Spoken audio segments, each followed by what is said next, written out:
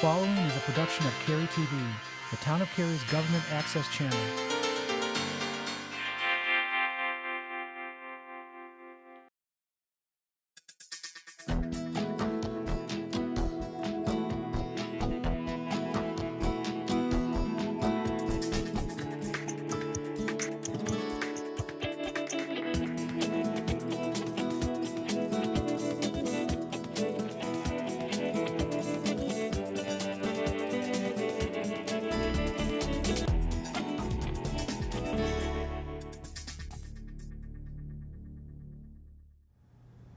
Hi, welcome to Cary Matters, our monthly program that helps keep you informed of the issues that the Town of Cary is working on.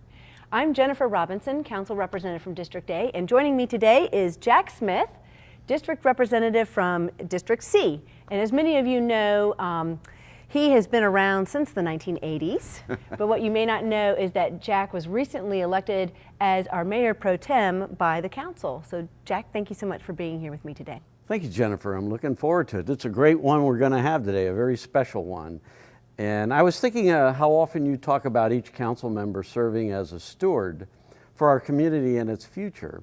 And I totally agree. That's why I'm glad to be here on Cary Matters, this special edition of Cary Matters, because we're talking today about some of these big picture ideas and initiatives that we hope will result in Cary's continued success. That's right. Okay, so the council and our key staff members spent 3 days in January exploring new ideas and initiatives that the town could do to improve the lives of our citizens. And to do that, we traveled to Charlotte to see some of the best things that they're doing over there that we might want to do here as well. Well, when the trip to Charlotte was proposed, it was hard for me to imagine that there would be a lot for us to take back. I mean, think about it. Charlotte is so big and it's been around so long. But we were all pleasantly surprised that we had a lot of takeaways. Let's first talk about economic development initiatives. Okay, well, we met with city planners and a private nonprofit organization called the Charlotte Center City Partners that facilitates and promotes economic, cultural, and residential development in Charlotte's core. Now, the city uses special taxing districts to provide some of the funds needed to run organizations like the Center City Partners. And private contributions to the organizations also help it further. These organizations help foster a sense of place and community by bringing businesses together, implementing special projects, and hosting events for the community. Now, another very interesting thing we learned about that might have applicability here in Cary is the unique way Charlotte offers incentives to developers to help build public infrastructure. You may be familiar with tax increment financing, which is a mechanism for governments to give financial assistance to development projects that will improve their community. Basically, a town provides an amount of funding to a developer that reflects the amount of increased taxes that the parcel will generate after the development is complete. Now, I got to tell you, this kind of incentive gives some people, like me, the heebie-jeebies. I mean, we feel like it is risky to give a developer funds based on what we hope the project will generate. But what if the project doesn't perform like we expected? That's right, and many ask if it's fair to give a developer taxpayer funds for a private project. So Charlotte addressed both of these concerns by giving the tax increment funding after the project is built and only to reimburse the developer for infrastructure that it builds for the city. In short, Charlotte asks a developer to build a road or a bridge, greenway, or a park that the developer would not normally do. And after the project is built and the taxes are flowing in for the developer's project, the city reimburses the developer a portion of the taxes paid. Charlotte determines in advance if the city will reimburse the infrastructure at a 90% or a 45% of the cost. This ensures increased taxes are actually received before any public funds are dispersed. This tax increment financing was just one example of successful collaboration between the city, its businesses, nonprofits, and citizens. Throughout the trip, we learned about how the city has fostered a sense of community through a shared vision. We heard about the city really engaging citizens in its rezoning process and giving citizens the ability to help tailor projects to the character of the neighborhood in which it's being built. One of the partnerships that we witnessed centers around transit, and I think is probably one of the more important things that we saw. As many of you know, Wake County is currently studying the future of transit for our county. For years, people have talked about having a light rail.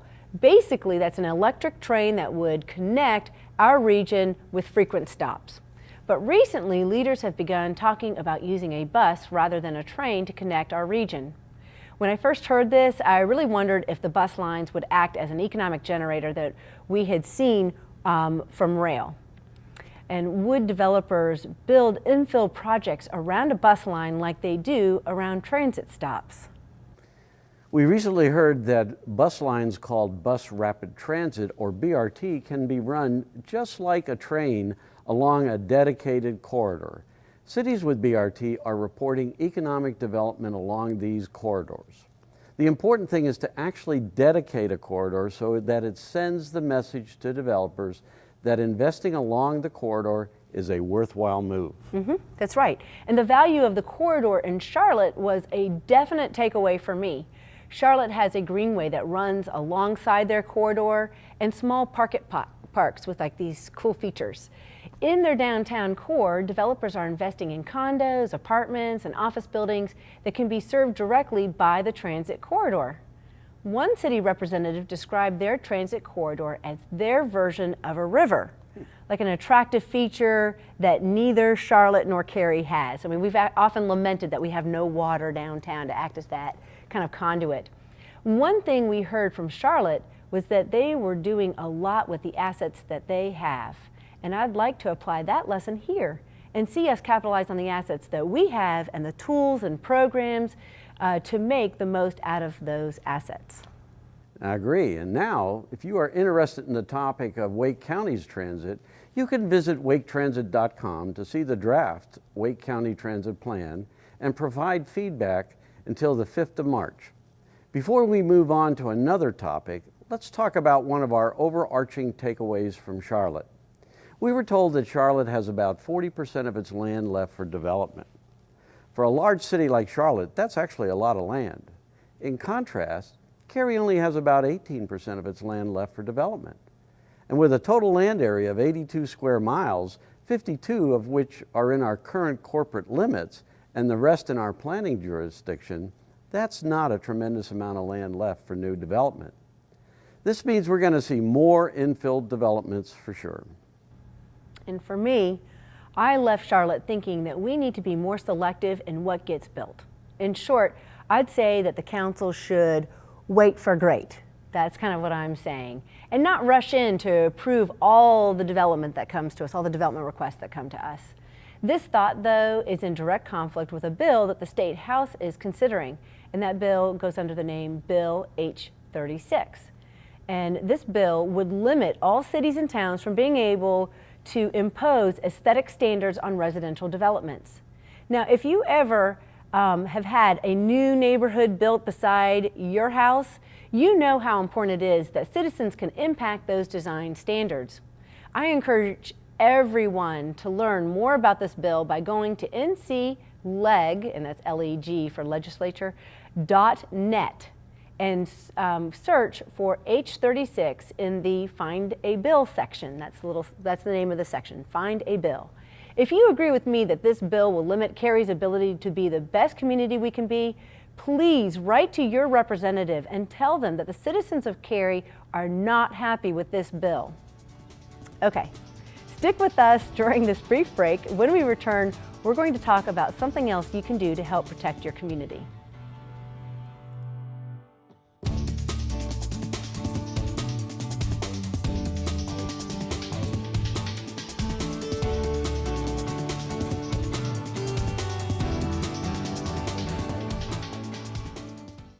It may be chilly outside, but in Cary, summer starts now. Come laugh, learn, and play through sports, music, arts, nature, history, drama, science, and adventure. There's something to make everyone happy at one of our track out and summer camp programs. Whether you need full day, half day, or mini camps, we've got you covered when school's out. Visit www.townofcary.org for all the details. Camps fill quickly, so register today.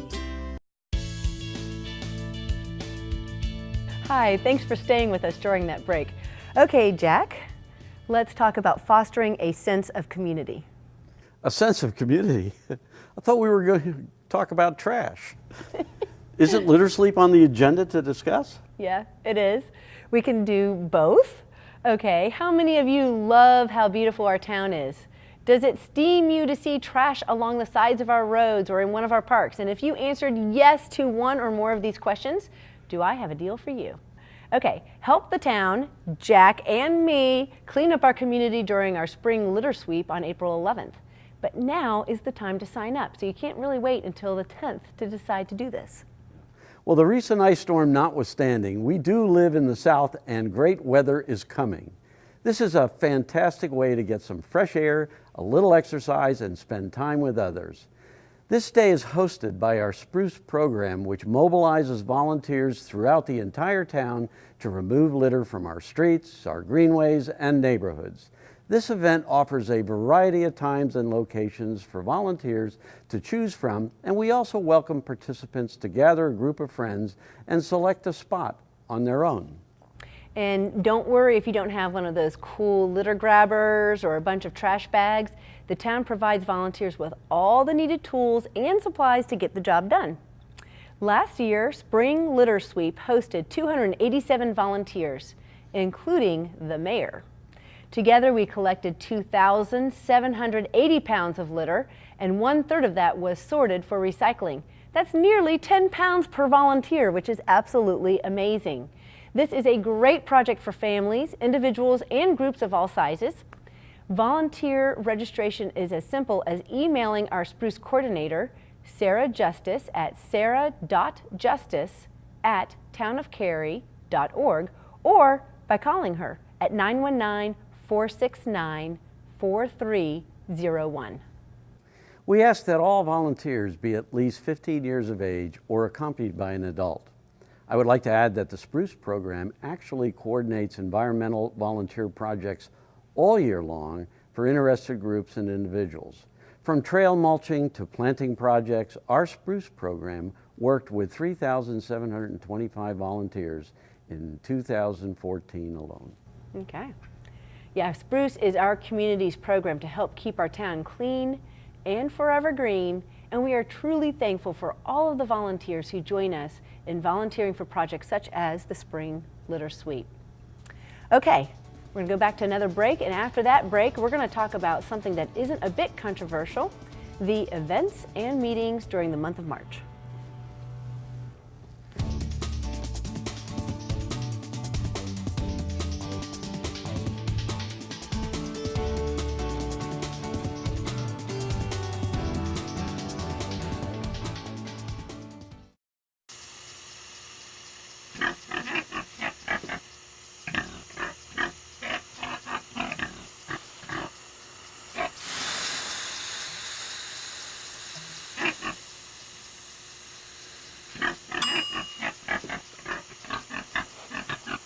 Cook foods to the right temperature using a food thermometer. 3,000 Americans will die from food poisoning this year. Keep your family safer. Check your steps at foodsafety.gov. Okay, we are back in this final segment of Cary Matters. We want to talk about what's happening in March and how you can be involved. Jack, start us off. What do we have going on in March? March is full of all the wonderful trappings of the month. Events celebrating Irish culture, a kite day, and Easter egg hunts. As a lover of all things Irish, I'm thrilled that the marvelous music series at the Cary Arts Center will present the Celtic Tenors on March 20th. And I bet you'll be taking the kiddies to Bond Park to fly kites or downtown to observe Arbor Day on Saturday, March 21st. We will. There are so many events this month, it's hard to choose. There are also a lot of meetings. So your devoted council will be conducting a quasi-judicial meeting on March 5th and its regular meetings on March 12th and 26th. And we'll have work sessions on March 3rd and 24th. So let me take a moment to remind everyone that these meetings are public meetings and we welcome citizens to come and watch. On behalf of the entire council, we'd like to extend a job well done to our Public Works Department for the extraordinary effort keeping our roads safe and clear and our waste picked up during the recent ice storm. It was a monumental task, over 700 miles of roads and 500 secondary roads. It was quite a challenge, and I don't know about you, but I've heard nothing but accolades. Yeah, a lot of positive feedback. Well, that's it for this edition of Cary Matters. We appreciate your watching and hope that we've shared things that have been of interest. Please let us hear from you. Your time is important, and we want this show to be of value to you as we work to bring you, our citizens, closer to your government. And remember, help keep Cary litter-free, clean, green, and beautiful by volunteering with our Spruce program. Thanks for watching, and as always, thanks for choosing to call Cary home.